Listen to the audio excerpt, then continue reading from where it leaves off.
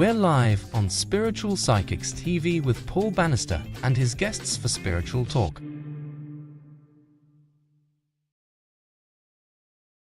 Hello, everybody, and welcome to Spiritual Talk here on our home at SPTV. Thank you for joining us this evening. And quite frankly, Thursday evening, where would you want to be than here with us? And let us know where you're coming in from, guys. We always like to know where you're from. But we'd like you to share the love. If you can just spend a moment, it really helps us to get our channel out there. If you can like and share, we love that. And I'm sure that I say this joke every week, and I should change it really, but I'm sure the Gardeners Club won't mind. So any groups you think would be good that would enjoy our program, please share away. We would love that. And we'd also love your interaction with the show tonight. Okay, so if you want to come in, we've got a fantastic guest tonight. He's here. Unfortunately, we had a few technical issues last time, but he's come back, and I'm so excited to bring him in. I can't see any. Oh, here we go. Serendipity's here. Hi, Serendipity. Good to see you. Thank you for joining us this evening. Let us know where you're coming in from. Hi, Serena. Good to see you on here. Good to see you. Hi, Connie. Connie saying hello as well. I'm just going to change my grid for you so I can see you guys. Good to see you. And Sarah. Hi, Sarah. And Brianna. Is that Brianna? Brianna, am I pronouncing that right? Brianna. Hi, Brianna. Good to see you too. Lovely butterfly on there. And spring has sprung, the spring equinox today. So fantastic. And okay. Right, Roman. Good to see you. Good to see you on here. And Annette, hi, Annette. Let us know where you're coming in from. And don't forget to share, guys. Sorry about the delay. Also, we've got a fantastic guest tonight, guys. If you want to come on and ask Johnny a question, please do. But when we come into the studio, don't forget to close down your tabs or you'll get like a 15-second delay with my voice coming back at you, which might put you off a little bit. It's all good fun though. So hi Missy, good to see you. Lots of animals tonight, Richards. Animals and flowers. Shall we get on with our interview, guys? And hi Lisa. I'm going to quickly bring our guest in and get on with the interview. And don't. Hi Johnny. Thank you for joining us, Johnny Fincham. And I was going to call you a chirologist. Am I pronouncing that right? You are, but frankly, we call ourselves that to sound rather sort of scientific, and nobody knows what the hell it is. They all think it's something to do with the feet. So, right. you know, palmistry, hand reader, hand analysis, something like that is fine. Yes, we tried to call ourselves chirologists because we didn't want to be associated with the old-fashioned, what we call end of the pier palmistry, where you look at your hand and sort of get vibrations and sort of predict terrible things happening or whatever. So we are much more sort of analytical than that. So we tried to use the word chirology, but it didn't really take off. And as I say, nobody knows what on earth that word means. So palmist, hand reader is fine. Awesome. Now, because it's not just Noel Gallagher, really? Wow. Yeah. Thank you. Looks Does like it be me or you? Well, I think it must be you, Johnny. Your haircut. That's very much Noel Gallagher-esque. So that's a good compliment. Thank you, Serendipity. Thank you very much for that. Yeah. And so, Johnny, you're also an accomplished author. I believe you've published over 7 books. Am I right in saying that? Yeah, I just written my 8th, actually. Oh, brilliant. Yeah. Brilliant. Do you want to give that a quick plug?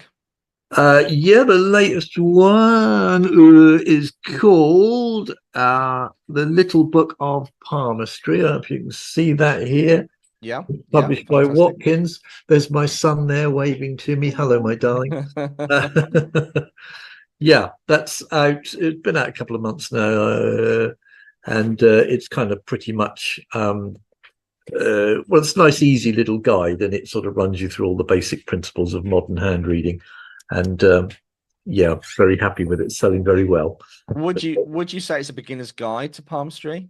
Yeah, I mean, fantastic. I've got a load of different books. I've got a very advanced one called The Spellbinding Power of Palmistry, and that's pretty heavy going and pretty in depth, and professional readers and people that already palmists like that book, but it's a bit too heavy going for most people. Something like The Little Guide to Palmistry or Palmistry Apprentice to Pro, which is another book of mine. They're really good beginners guides, and they'll sort of take you through step by step with lots of exercises to follow and stuff. Johnny, it's fair to say that you are more than an expert on this subject. This has been a lifelong passion for you. Can you just quickly tell people how you got into this at first? Yeah, I got into it by a sort of backwards motion, really, in the sense that I'm an absolute skeptic, and I was at university training to be, I wanted to be an English teacher. And I was in a yoga group, and the yoga teacher said, "Oh, you've got a very interesting hand, Johnny. I'd like to read your hand." I thought, "Oh God, these hippy dippy Dutch, you know."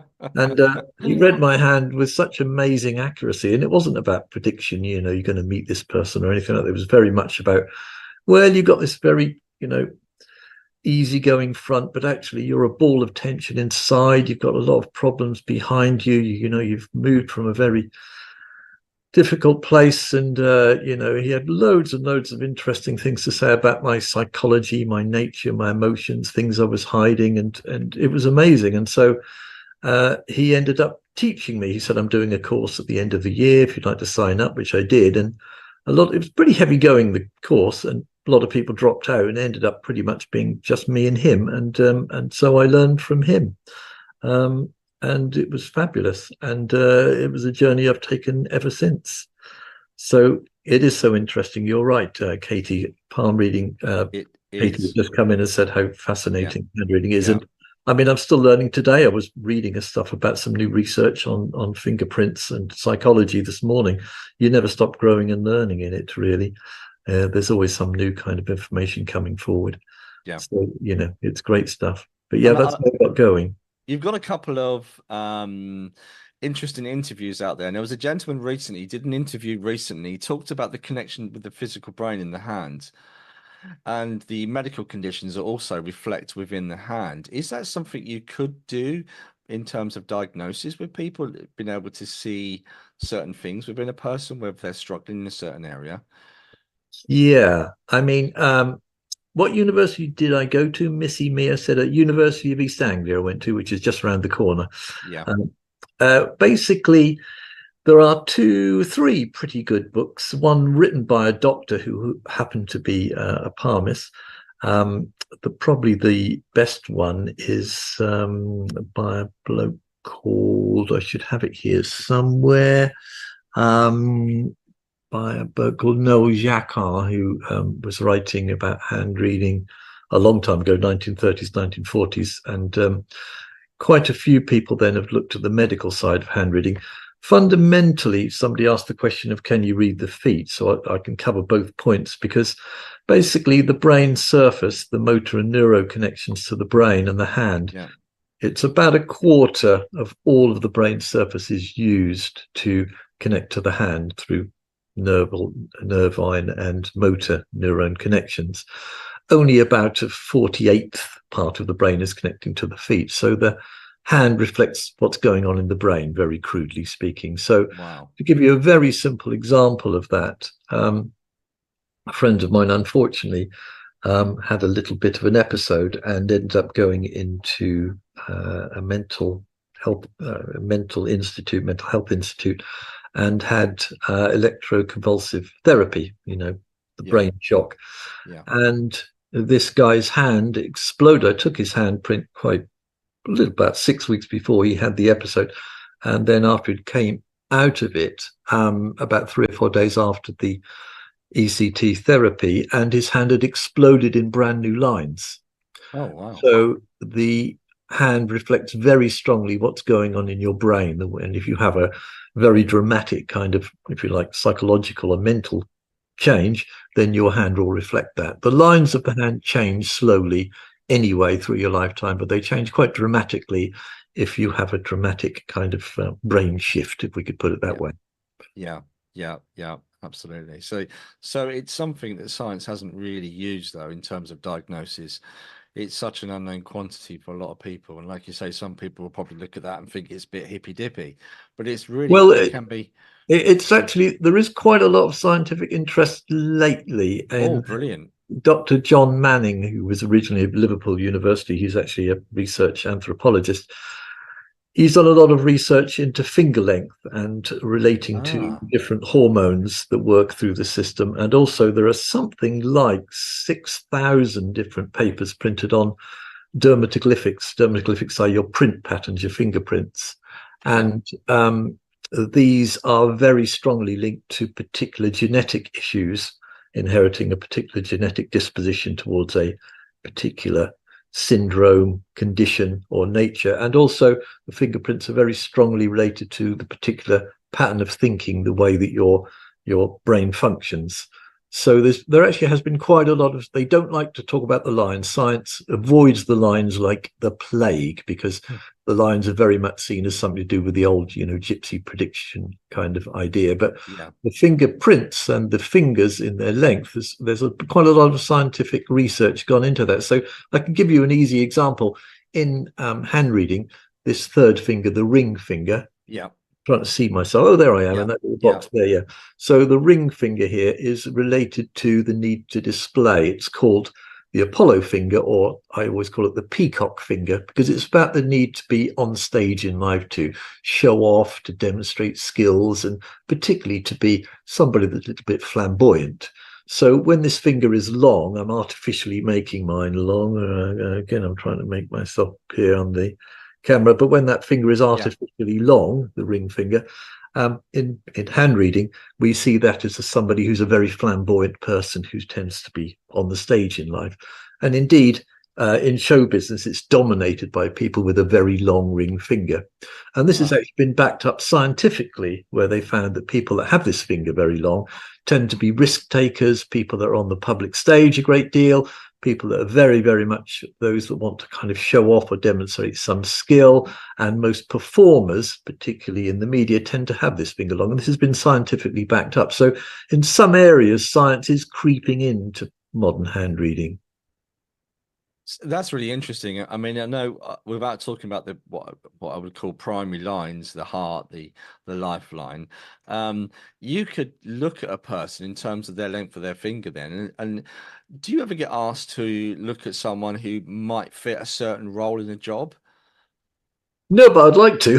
Yeah, that's I mean, I think it would be very useful to do. I mean, in the city, it's not so popular now, but in the city, particularly in the big financial centers, they used to ask for examples of handwriting and use handwriting analysis to help people slot into a position. And I think hand reading would be a very useful process to use as well. I think it would definitely weed out people that were perhaps not suited for the role. And would certainly, you could help, you couldn't say somebody should be an absolute specific job, but you certainly could point people towards a particular area and say,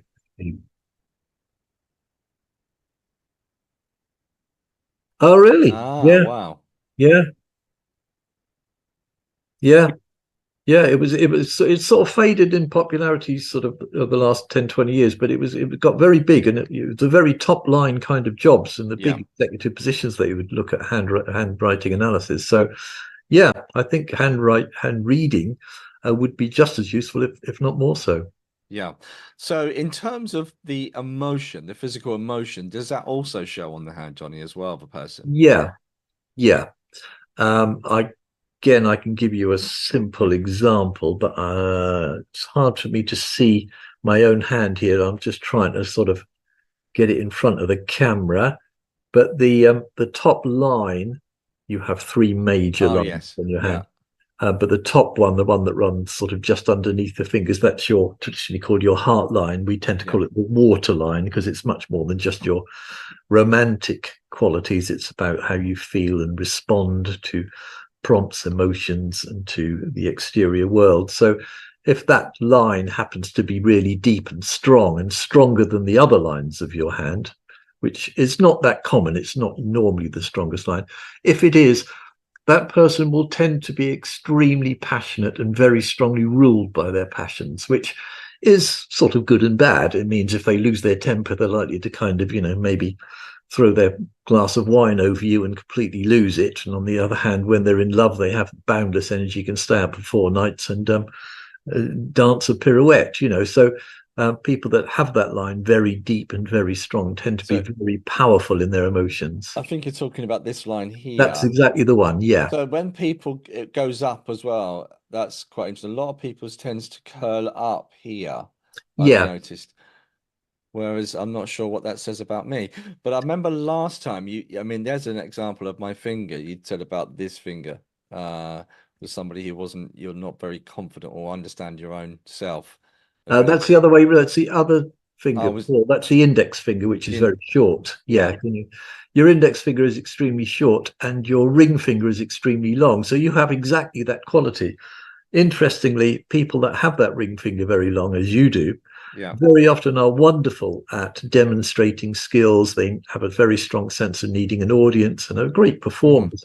But privately, deeply, and I hope you don't mind me sharing this, No, they absolutely, have a lot of self-doubt. They have a yeah, very strong sense of not feeling absolutely up to the job, and they yeah, tend to underestimate themselves and their own qualities, because the index finger is the most important digit. It's the finger of self.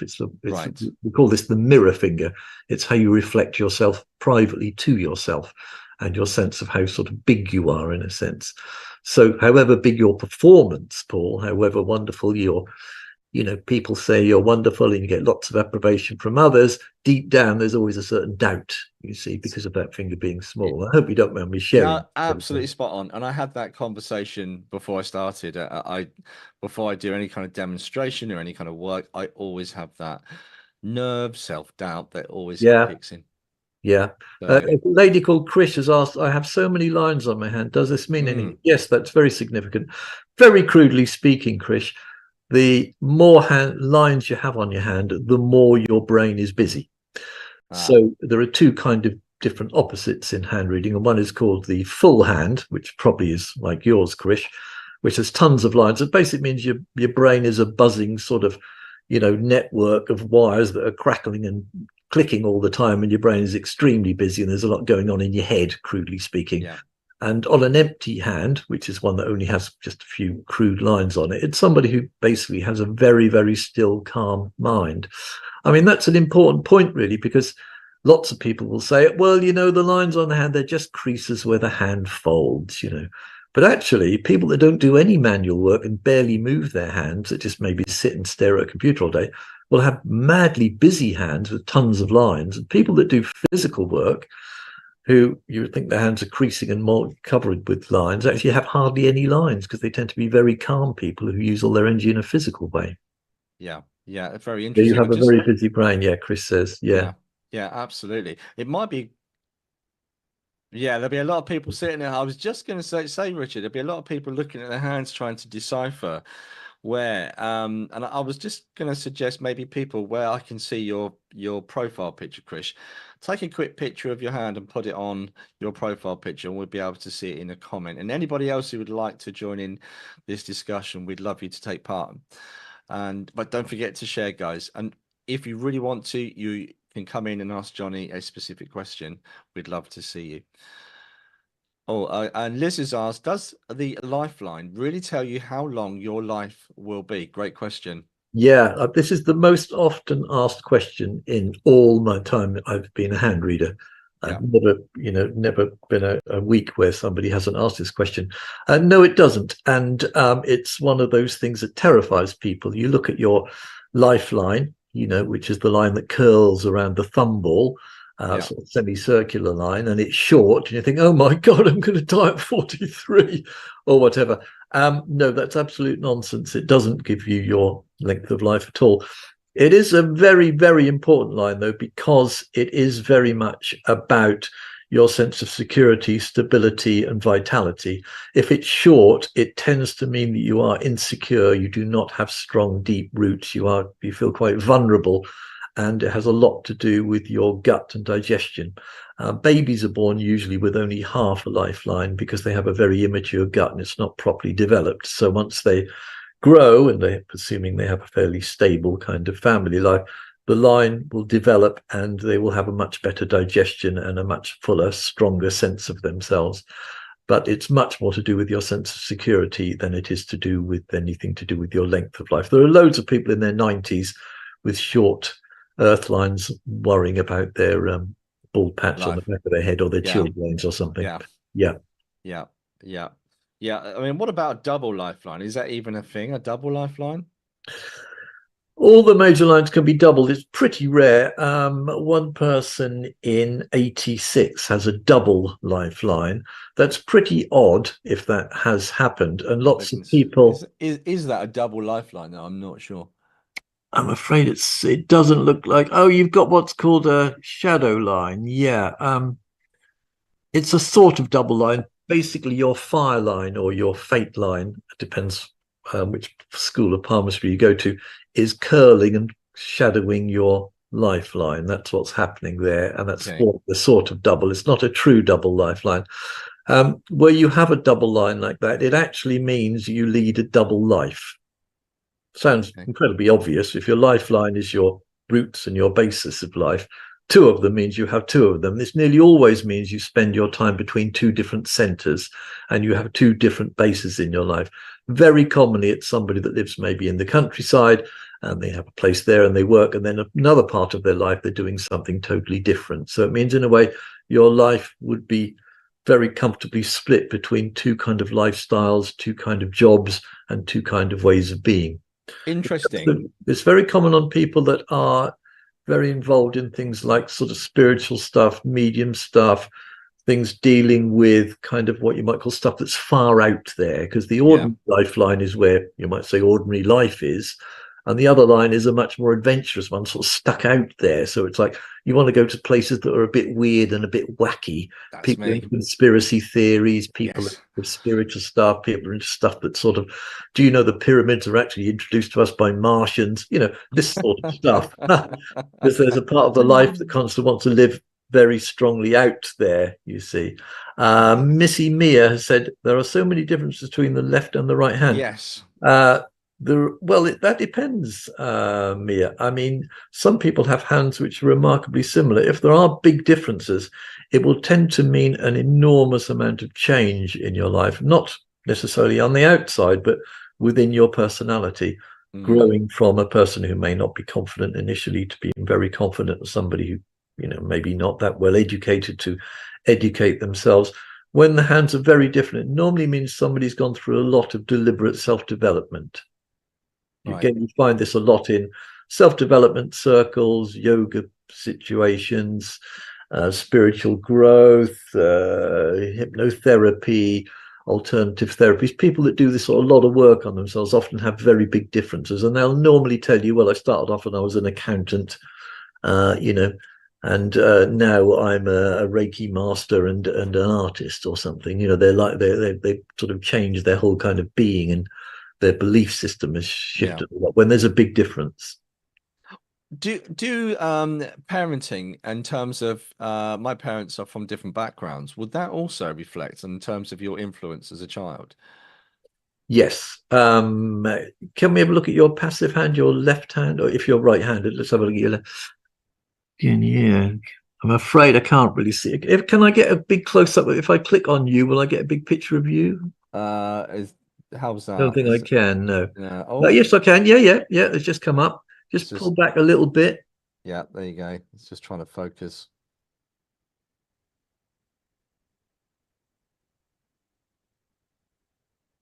Oh, yeah, you've got a sort of little double split at the base of your earth line there. I see. Yeah. Normally, you'd find something within the earth line, or sorry, the lifeline. I always call it the earth line. At the base, there's normally another line there, and this often shows a sort of separation of the parents of being very different people. And you've got a sort of bit of doubling there. You've got a nice, clear, strong set of lines there, Paul. That's a very good sign. Okay. You've got a lot of vitality and energy and oomph. But the base of your line looks as if it's very faded away. Can you see the bottom of the lifeline? Yeah. That's a bit faded. There's a bit of a split there. Yeah, you see one side is curling in and it's faint, and the other one is quite deep. Yeah. So that shows very different parents, you see. One extremely level-headed, one extremely pragmatic, and the other one sort of a bit more out there, you see. You've got to be a bit careful because you're a bit likely to leave this planet a bit too easily. You drift around in a bit of a daydream. You often don't have your feet firmly on the ground, and it can make you just float off, you know, for long periods of time, because the earth line or the lifeline grounds you. and Yeah. the bottom bit is missing there. And that's a bit like not knowing your center, not knowing really where you're grounded. And your parents, they're very different. It's almost like you don't quite know where your values are, where your basis of life is. If both parents loosely agree, and they generally do, we take a lot from our parents into our lives. We do, yeah. But you've got a big lump missing there, you see. So I think, well, I don't know what the bloody hell to believe. Is the world round, or is it flat? Or you see, confused.com. Yeah, a little bit. Yeah. Brilliant, guys. Don't forget to change your Facebook profile. Let's see your hands. Okay. Richard just said, guys, that the images are far too small. We can't see it unless they can focus in on a specific line. But yeah, sorry about that. Yeah, Richard's gonna. Yeah, that's. Yeah, I'm just trying to click on that viewer's comment, but I can't actually get. Oh, yeah, that's bigger. Lisa, yeah, I can't really see a lot there, Lisa. Yeah, it's too far away. It needs to be a lot closer, guys. Yeah. Yeah. Have I uploaded my hand? Thank you if you choose me, Stefalana. Yeah, you see, she's got a nice, deep, strong waterline, heart line there. Can you see that's very deep? So absolutely. So Stefalana, Svetlana, if you don't, I'll probably pronounce your name wrong, so forgive me. But you're, like I spoke about very early on, you do have a very deep, very passionate waterline. Your line of the river of your emotions is very deep and very strong. Yeah. Well, you've got to be a little bit careful. On the one hand, you're a very passionate, loving, feeling person, but you've got to be a little bit careful that your feelings don't sweep you away too much. And, you might find sometimes that you kind of get yourself a little bit overexcited. And it's really important to understand that people with an overstrong waterline, heart line, they never quite grow up. They always have a wonderful kind of childlike innocence, strong sense of feeling. They love music and art and children and play. And there's always a wonderful sense that they're never going to be dull and boring. Yeah. Yeah. Yeah. Interesting. But there's so much to it. And this has been a lifelong study of yours, Johnny. Someone asked me the other day, actually, do you need to be psychic as well? Is there a psychic element? Is there a magic side to palm reading? Is it purely scientific? That's a brilliant question.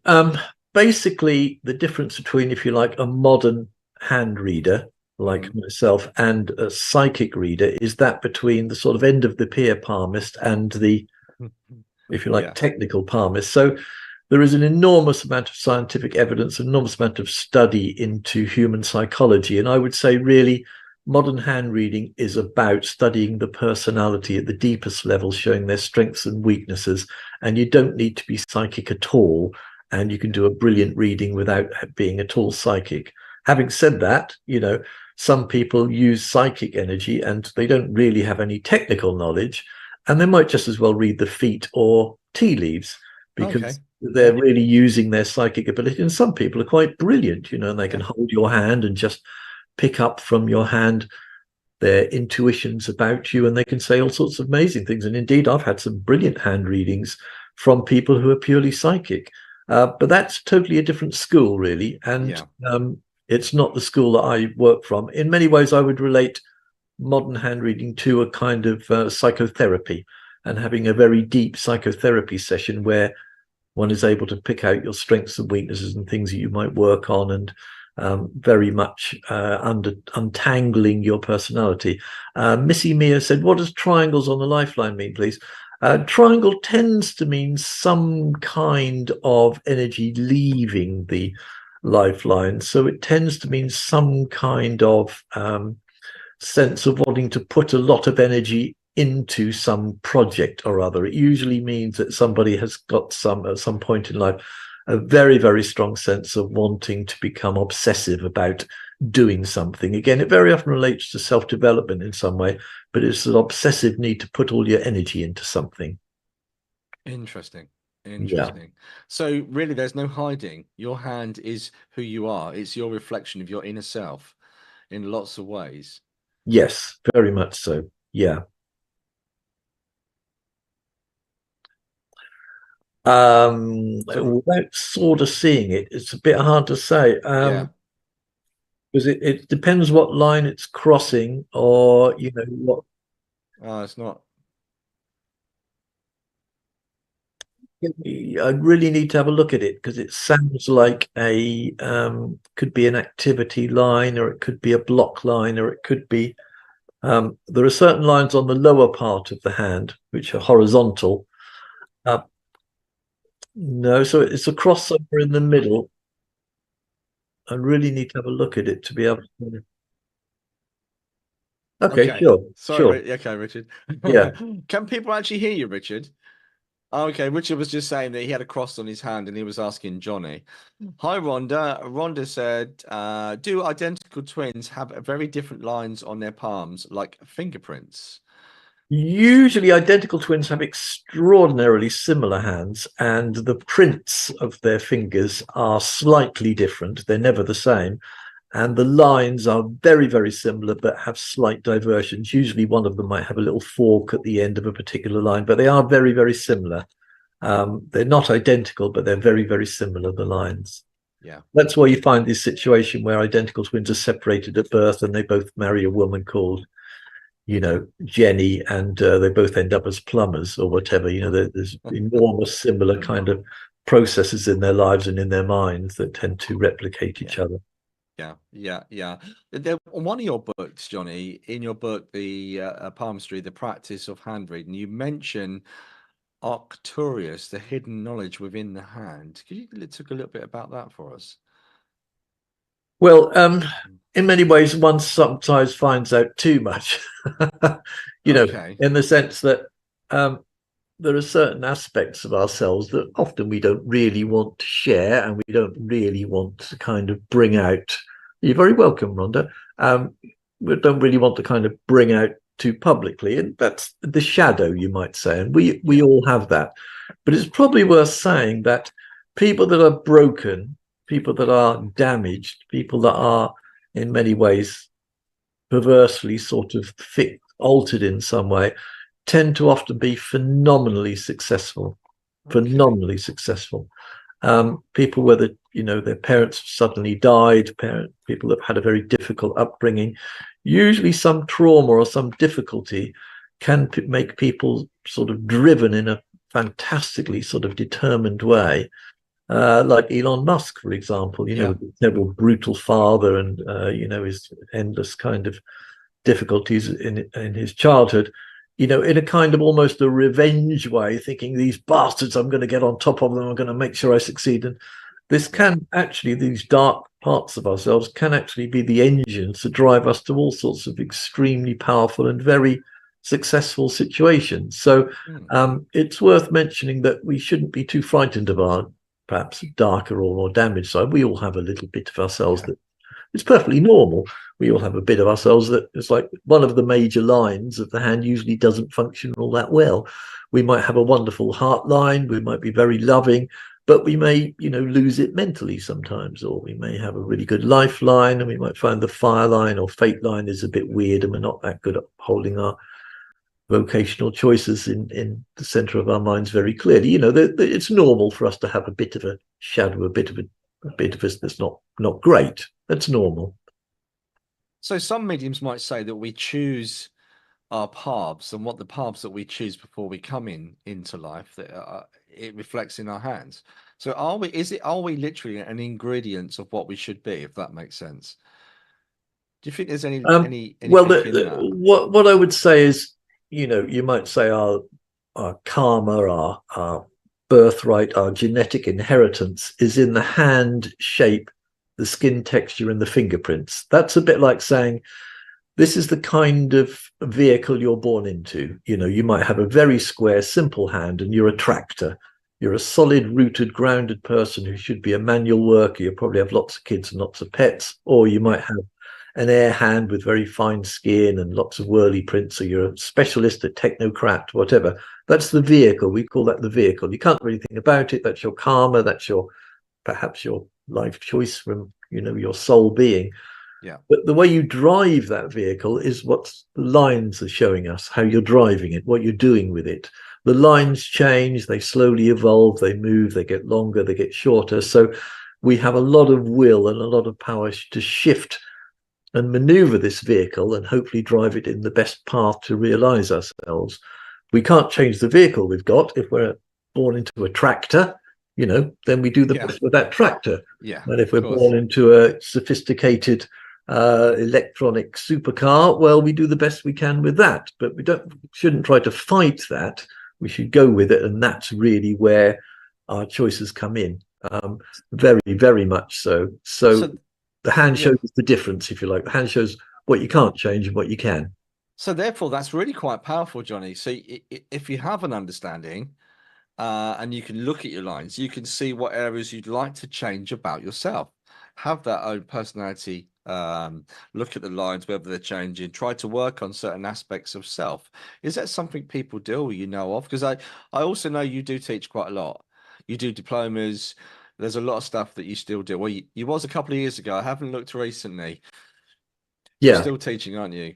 I'm spending far more time teaching these days. Yeah. I mean, the thing is, unfortunately, hand reading is pretty serious and pretty deep. And, unfortunately, you can't do it in a weekend. It does need pretty sustained education, a lot of work, and you have to take a lot of handprints and do a lot of examples. And it takes about 6 months for me to teach somebody. So I only take 20 people on at a time, small numbers, and work with them. And what I tend to do with my clients is that I'll say, well, look, your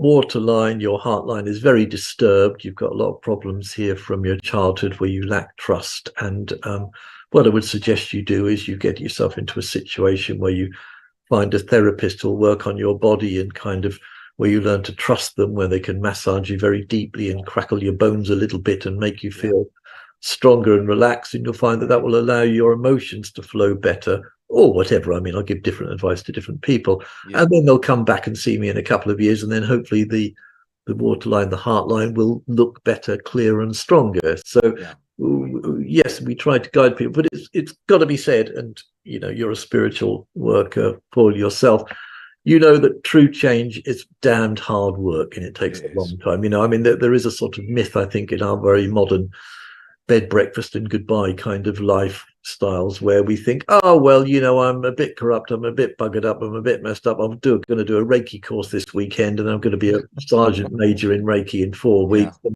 then I'll be a spiritual master and everything will be fine. And unfortunately, true deep change shown in the hand takes time, takes years.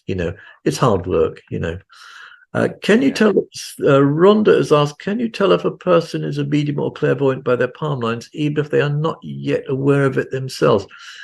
Well, sort of yes and no, Rhonda. That's a great question. I mean, some people are, deeply born very psychic, and there are lines and markings on the hand that show us that. In one of my books, I think it's The Spellbinding Power of Palmistry, I've actually managed to get Doris Stokes, who was a very, very famous medium. I think died in the 1980s or something like that. Had loads of health problems, but amazing lady and one of the world's great psychics. And she had the most amazing psychic line on her hand, and she was a psychic from birth, So you can tell, yes, if somebody is psychic, but most of us actually are to some extent, Rhonda. It's just a question that the educational system, which we actually need to be able to sort of function in the modern world, tends to make us rationalize and make our minds, if you like, a little bit more concrete. And we tend often to be a little bit blind to our more psychic side. And it takes a lot of work to open that up. And it's probably worth saying, and I hope, spiritual people don't find this offensive, but in many ways, you have to kind of let go of a lot of your intelligent, rational side in order to be psychic. You have to let go of that. And that can in itself inherently be problematic. I mean, ideally, we want to keep both of them going. We really want to be able to think, well, let's use our rational side as I'm doing my accounts and, planning for the next house move. And let's use my psychic side to tell me exactly, is this the right house that my soul is supposed to be moving into? Ideally, we want both. But I think we all, to some extent, are psychic. And it's sort of covered up by a lot of, work to make us rational, which, again, we do kind of need in the modern world. But some people are much more psychic than others. Some people are just born with that quality. And yes, you can see it in the hand. And it's interesting doing this podcast. We've interviewed a lot of mediums over time, and it's normally a traumatic event, Rhonda, that's started their mediumship. Charlie Kelly, quite famous medium, he had his sister died, and a lot of people then seek for something else within inside them. They have this traumatic experience, and then it's almost like rationality has to break down, usually through trauma. You're very welcome, Rhonda.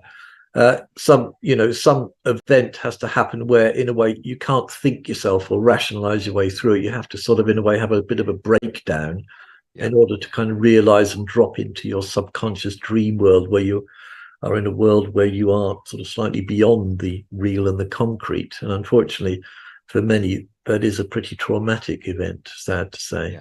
Yeah. So there's no specific line on a palm then. I mean, in your yes, there is a thing called a spirit line or a psychic line. Yeah. Where would that sit? Where would that? Again, it's hard for me to get my own hand in front of the camera correctly because yeah, put it in front of your face, Johnny. That should just lift it up a little bit. There you go. Can you see? Well Perfect, done. Johnny. Thank you. So this area here, this corner of the hand opposite the thumb, this is your deep subconscious part of your brain. Okay. And people that have, if you like, access to this doorway either have a line, a very fine line coming up from this area, or they have some weakness where the other lines is not sort of not shutting it out. So, is it here? Really? That's interesting. So that cross shows on the one hand a sort of psychic pathway, if you like, and the block is also a rational side that's sort of arguing with it. So that cross shows, in a way, you've got a rational and a psychic side sort of fighting each other for dominance in that area. Yeah. Mo May said a lot of listeners got into this area through trauma too. Yeah, I'm absolutely sure that's right. Yeah. It's almost the norm, isn't it? Almost a norm.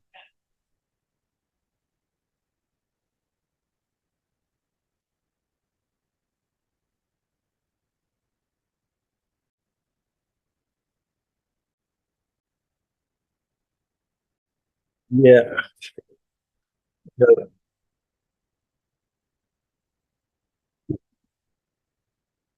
If you want to come on and come Sam, you're wearing a tight old ring around your index finger and another one around your thumb, and that's not good because the thumb is about willpower, and wearing a thumb on it, I know it's a very sort of sexy, in vogue thing to do.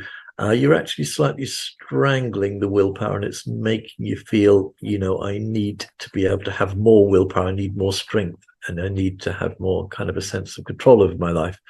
And also the ring on the index finger is a little bit too tight. So I would definitely, if you feel you could, it'd be good to eventually, when you're ready, take those rings off. It would definitely give you more freedom, actually. But sadly, I'm afraid I can't see enough of your hand to work anything out there, Sam. Ideally, if we do another one of these sometime, it'd be better if we had prints of the palm. Yes. And then I could look at the prints in much more detail than you see. Yeah. Yeah. We can. Well, we can always do that in the future. Do a print and people can send them in. But guys, if you want to come in, we might be able to see it a bit better. That would be fantastic. We can do that after the break, Richard. I think we should go for a quick break, and yeah, we'll put the Zoom link up so everyone can see it afterwards. And don't go anywhere. Go and make yourself a cup of tea and come back with us here on SBTV.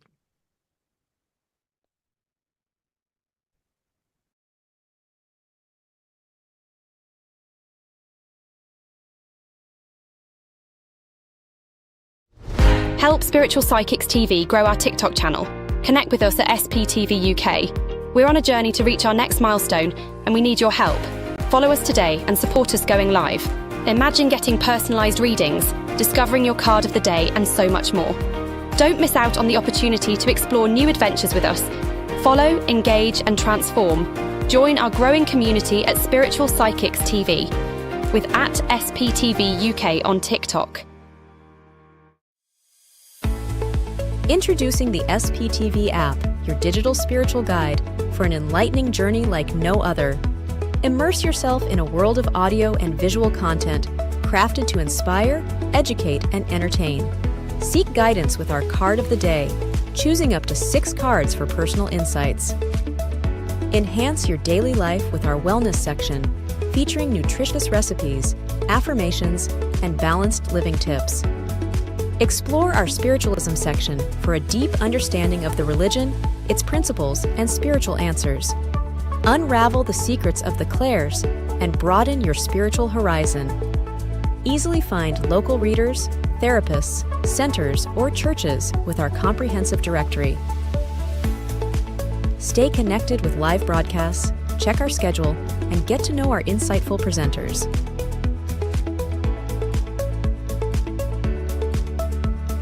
Delve into the meanings of angel numbers, crystals, and a comprehensive list of divination meanings. All of this and more, available for free on the SPTV app. Download now at sptv.uk/app and start your journey with your digital spiritual guide.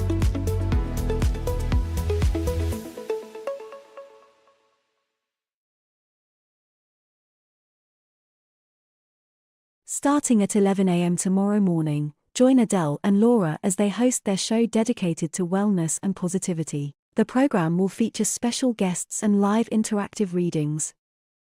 Tomorrow night from 8 p.m., join Clara for a night filled with mediumship teachings and readings, featuring special guests.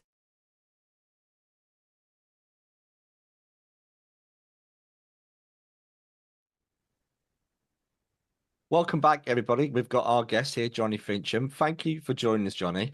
And guys, if you can see the box below, we've got a link to some of Johnny's books on Amazon, and I'm sure you can see it there in the comments. We've also, guys, don't forget tomorrow morning we've got Adele and Laura, and don't forget to download our SBTV app, where you can get much more content and insight into what programs are on and presenters and so forth.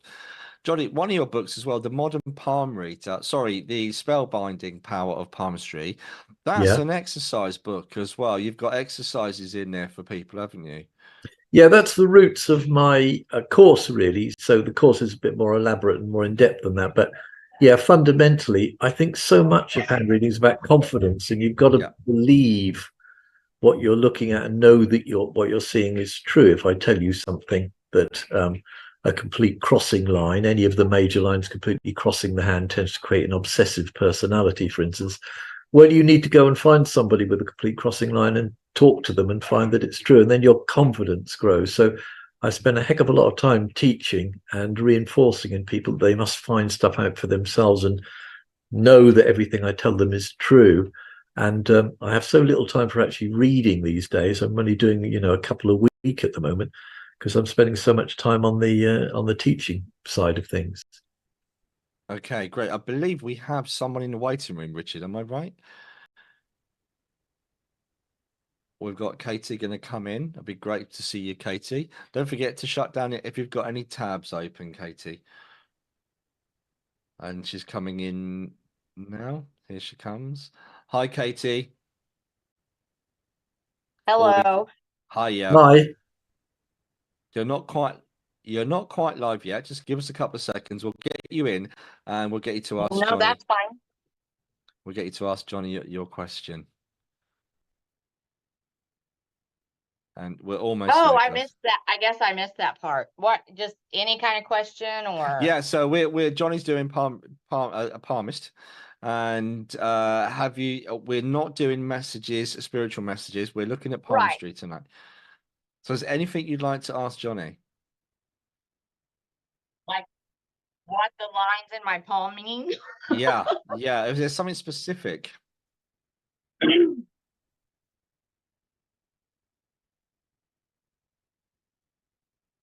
Katie, you're alive. Welcome to the show. Hello. Hi, Katie. I'm just going to ask you to stop, because that kind of like a little bit. Brilliant. Thank you. Is there anything you'd like to ask our guest tonight? Well, I was wondering about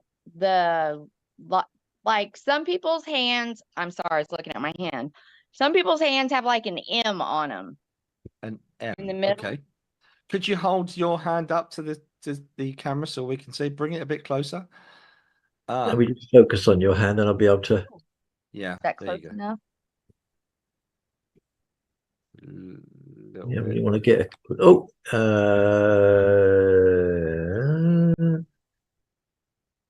Richard's just going to expand it, so bear with us, Katie. There you go. Oh, Lovely. okay. Okay, just pull it back Lovely. a little bit, Katie. Pull it back a little. Put it back. Put it back. That's it.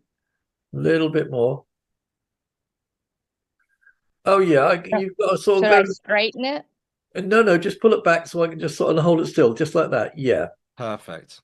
Yeah. Okay. Okay. Yeah. Fundamentally, that M is caused by a very curved airline or headline. I don't know if you know which one is your headline, but it's the one that sort of runs halfway across the middle of your palm, starts near the thumb, and runs into the center of your palm. And yours lunges downward very strongly. Okay. Now, when it does that, that creates a sort of an M shape because it hits the line coming up to meet it, and then it forms into the lifeline. So it forms a sort of crude M. There's a lot to be said about that, really. Fundamentally, it means that you are someone that's a very deep person. Your headline is very introspective, and you spend a lot of time kind of in your own head. And this pattern is very common on people who've had quite a lonely childhood or had a lot of time really on their own when they've been cut off from other people. It's very deep and it's very introspective, and it's very much something you see on artists, mediums, psychics, and people that have a mind which is not necessarily terribly linear and practical. It tends to be a mind that has a much more sort of creative, fluid way of looking at things. It's usually born of a childhood which is somehow unusual, somehow cut off, or a childhood where for some reason you're quite isolated and where you had to kind of shelter in your own mind quite a lot. It shows a big distance from yourself and your parents and your background, and a sense of having to kind of form your own basis for your life. There's a part of you which can get quite low sometimes, get yourself a little bit low and a little bit depressed at times. You can find yourself sort of ruminating too long on stuff, and just that goes round and round in your head. And this can often be a serious sort of little trough you can get yourself into.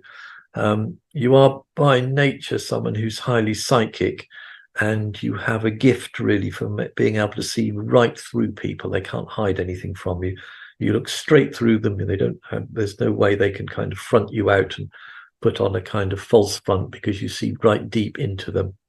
You can't spend too much time on your own, and you don't really want to spend too much time drifting and dreaming. It's good for you to kind of get out and do something which requires what we might call, if you like, momentum and balance. So, for instance, something like ice skating, which is a little bit dangerous, needs you to keep your wits about you. You've got to be completely alert.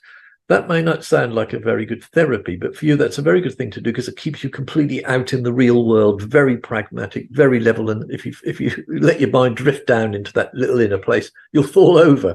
So that's good therapy for somebody like yourself. You may not fancy that, but I promise you that will do you the world of good, because you'll have to live absolutely in the real, tangible world in quite an exciting place for quite a long time. So yeah, that's basically your break my neck. Well, yeah, that's what we want. We need a little tiny bit of fear, you see.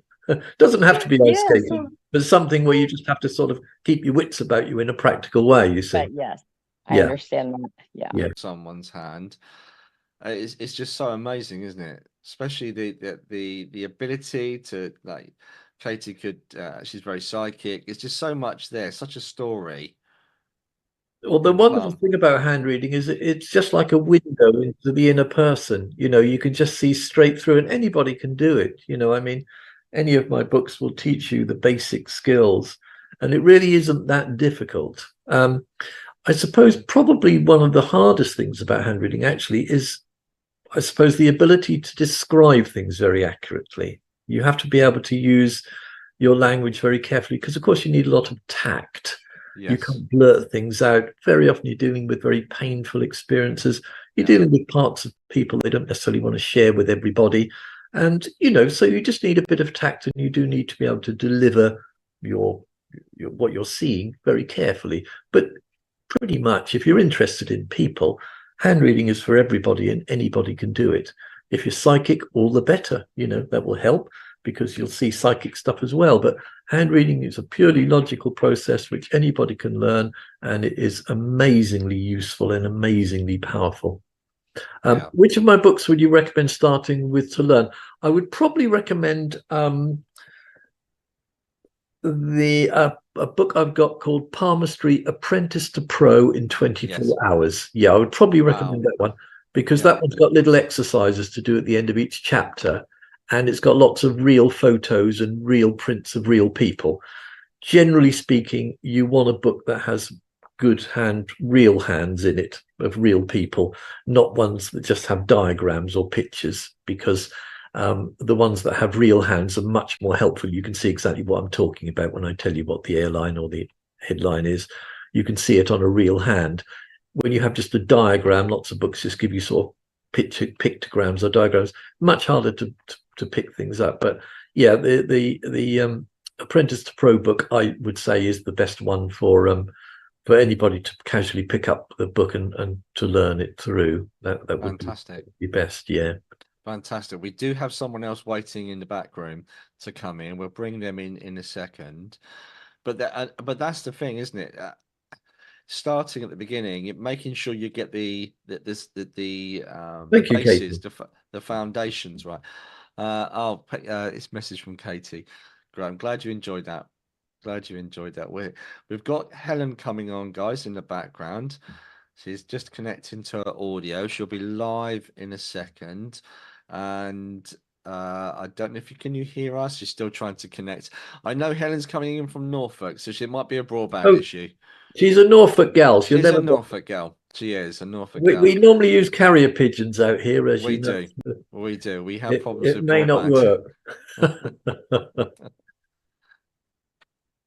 So yeah, she's still trying to connect to her audio. So hopefully she can. Well, just keep going. Hopefully Helen will come in a second. Hopefully she can hear us now. Can you hear us, Helen? Are you also into psychology, serendipity? Yes, serendipity. Yes, I am. In fact, you can't help but be into psychology if you're into modern hand reading, because it encroaches enormously into psychology. You're looking at the way a person's brain works. You're looking at their particular balance, the things that their mind kind of dwells on, whether they're obsessive, whether they're shy, whether they have parental issues, whether they are somebody that has an enormous drive to do certain things, and the very, very deeper kind of inner hidden meanings they may not be aware of themselves. So yes, I'm very much into psychology. In fact, I worked quite a lot with the Moscow Institute of Psychotherapy, and would a degree in psychology help with palm reading? Yes, it would help enormously. In fact, I've got quite a few of my students are either counsellors, psychologists, or psychotherapists. Probably about half of them. Yeah.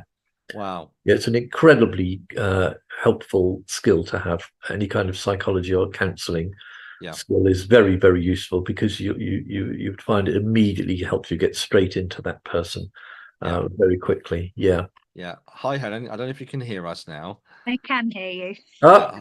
Hopefully we can get you in.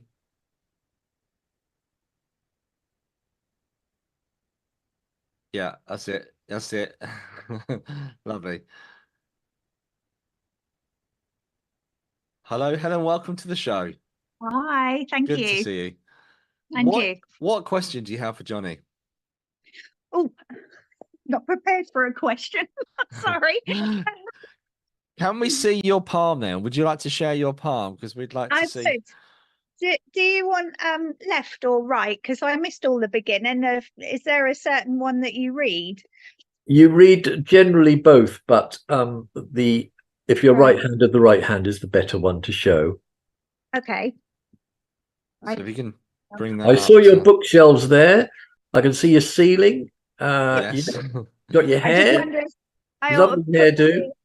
Put my light on, or whether you can see. Yeah, just pull your hand back a little bit, Helen. Just pull your hand back away a little bit further. Okay, a little bit further. I just want to see your fingers a little bit further.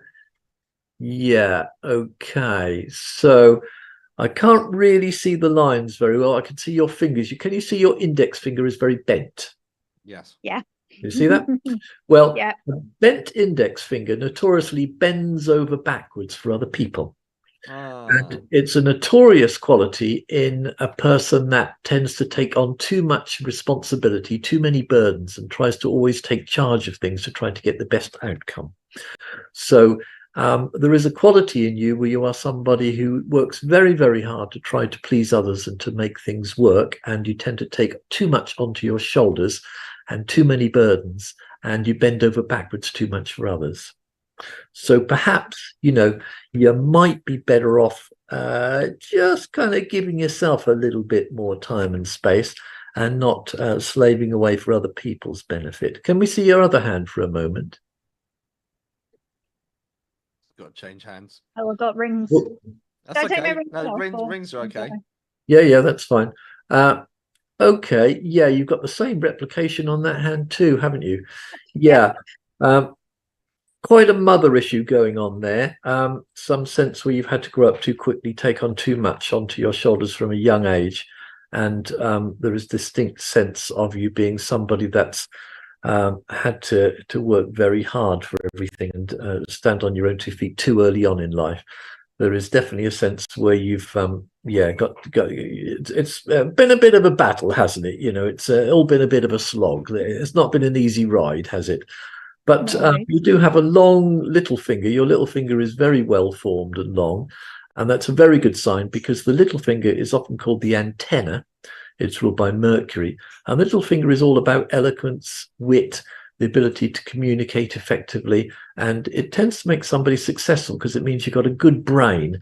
You're someone that has a good ability to use your communication skills, and communication skills in the modern world get you a long, long way.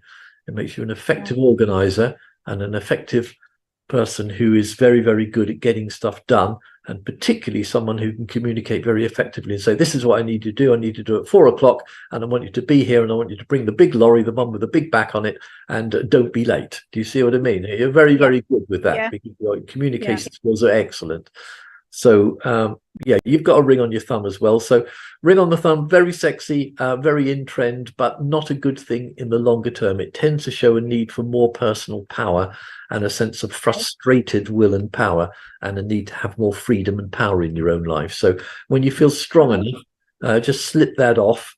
And it's not a bad idea to get into the habit, if you can, of just sort of grabbing that index finger and just give it a gentle bend to try and straighten it. It won't actually straighten, but psychologically, it will make you feel more kind of less bending over, so more kind of, I'm going to stand on my own 2 feet and bugger them for a while.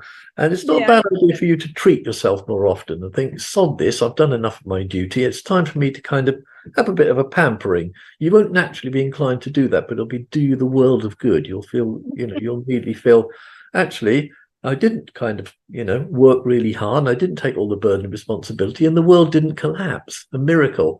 I did actually take a day off and nothing bad happened. And that will kind of be very good for you psychologically. So well worth trying. Yeah.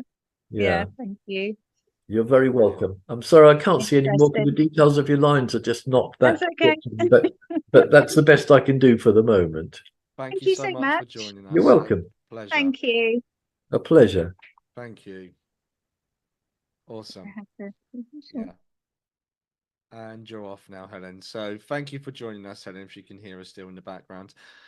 And again, that's another insight, isn't it, into the fingers themselves. My mic's just gone very quiet, apparently. Can you hear me, Johnny? I can hear you, yeah. Yeah, good. No problem. Good. Okay, that's all right. Now, just as long as people can hear me, okay, that's the main thing. So, yeah, and just getting back into what we were saying about the psychology of palm reading and how that can help. And Serendipity's asked, would a degree in psychology help with palm reading? And you said you had quite a few students that do that or have that already.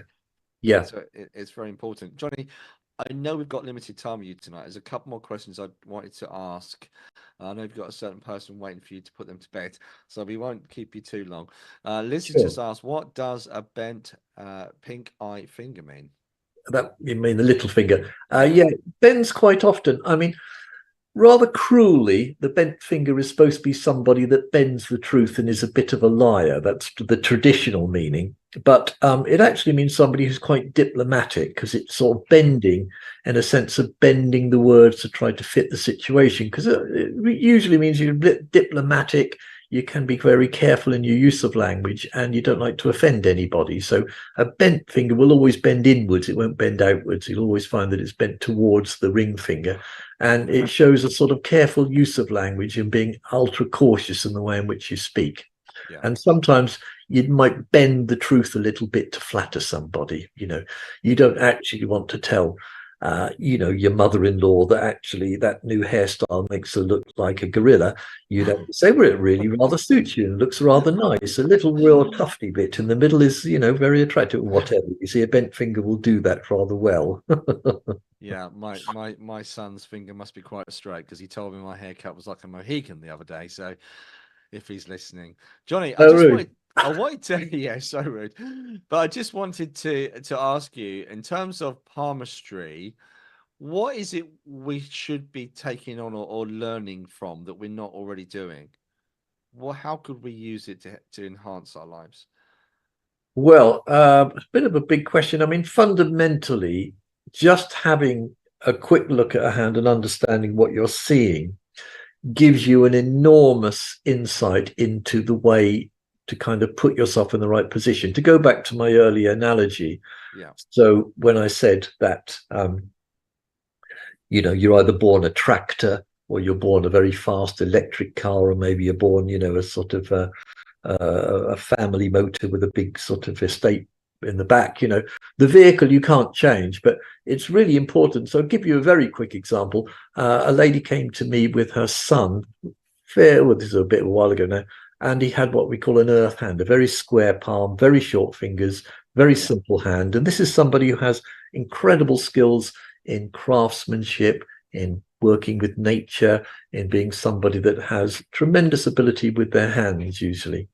And he was having a terrible time at university. And so I quickly looked at his hand and said, well, he should never be at university. He should be doing a practical college course in wood crafting, tree surgery, landscape gardening, or something practical and simple where he can use his hands. It is ridiculous for him to be studying. He was studying something like a sociology degree. It's completely ridiculous. So in one quick glance, I could immediately see that this is the wrong area. So anybody could do that. Liz has said, do you find that hand reading correlates with a person's astrology and numerology? I don't know anything about numerology, Liz, so I can't comment on that. It does correlate with astrology, but not as simple as you would think. It only correlates with astrology if you have the whole chart in front of you. So to give you a very simple example, I have a fire sign. I'm a Sagittarius, but my hand is actually an air hand. It's ruled by the cerebral qualities of air. It's not a fire hand. Scorpios, who are ruled by, they're a water element, they nearly always have fire hands. They're very dynamic, intense people. So you will tend to find that, yes, astrology does correlate very well, but you need to find the whole chart. You really need to see all the ins and outs of that person, then it will relate to the hand. But traditional palmists always used astrology, particularly in terms of looking at fingers and giving them planetary names. And that's because cosmology then in the Middle Ages was very much based on astrology. And so you would have what they call the theory of astrological influence. So they thought it influenced the shape of your hand, the influence of particular planets. And so that theory has sort of been thrown out of with the bath water these days. But again, it's a bit like, do you use a Mac, laptop, use an Apple Mac laptop to kind of do your writing with, or do you use Windows? Well, they'll both serve the same purpose and they'll both do very well, but you can't really swap one program from another. They won't sort of work in harmony with each other. And astrology particularly, it's extremely good with dates. You can say the moon leaves your sign, September the 3rd, and moves into your sun in Sagittarius or something. And so you'll find that things will open up for you then. And the hand is much cruder in terms of time. You can only see timing in the hand pretty crudely to the next couple of years. So it does correlate with astrology, but in the broadest terms and with the whole hand and the whole chart in front of you. I'm sorry, but I do have to kind of depart from you now. just wanted to say, Johnny, thank you very much for joining us tonight. We really, really appreciate it, and thank you. And I'm sure everyone's really enjoyed the interview tonight. It's been brilliant. Thank you so much. An absolute pleasure, Paul. And Richard, thank you very much for having me. And bye, everybody. Goodbye, everyone. Great to see you. Bye. Care. Bye. Thanks, Johnny. Brilliant. This is interesting. It is. And if you've missed it, guys, you can always go back onto SBTV on our Facebook page or on our YouTube page, and in all our interviews. I think we've got now 20 there, Richard, somewhere, I think. We've been so blessed with having such wonderful guests. Now, Richard, am I right in saying you're not here in 2 weeks? Oh, okay. Okay. I am back in 2 weeks, and I can't wait to. Hopefully, I'll be feeling better and I can do some messages. I'm sorry, guys. I have had a cold, and I've managed not to sneeze or cough all the way through the interview. Thank you for your patience, guys. We'll be back in 2 weeks' time, and stay tuned. And we'll be back. And I've run out of things to say, Richard. I don't know why. It's not like me. I'm just going to say goodbye. Everyone, have a lovely weekend, and we'll see you very soon. Take care, everyone.